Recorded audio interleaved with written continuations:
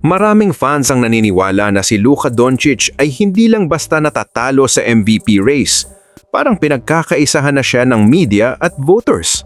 Kasi isipin mo to, 33.5 points, 7.7 rebounds, 8.3 assists.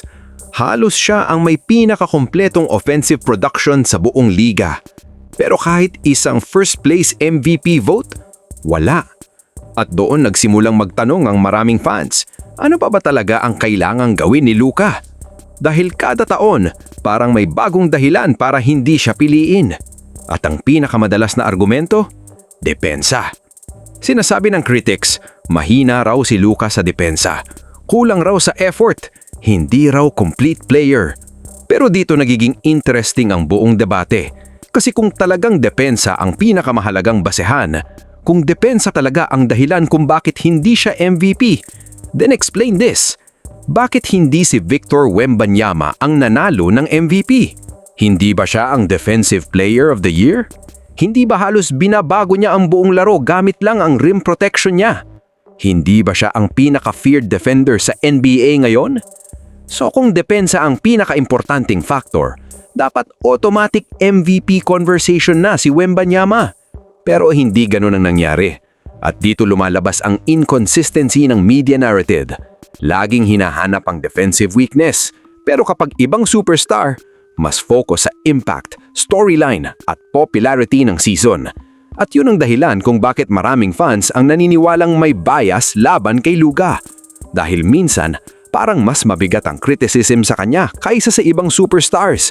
At mas lalo pang uminit ang issue ng pagtawanan ni Charles Barkley si Luka sa national television.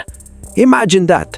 Isang player na may historic numbers, pinagtatawanan dahil wala man lang bumoto sa kanya bilang number 1 MVP candidate.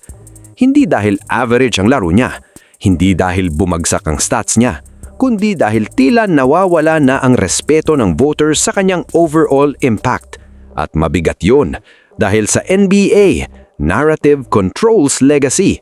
Kapag paulit-ulit kang tinatawag na defensive liability, darating ang point na kahit historic ang numbers mo, hindi na sapat para baguhin ang isip ng media.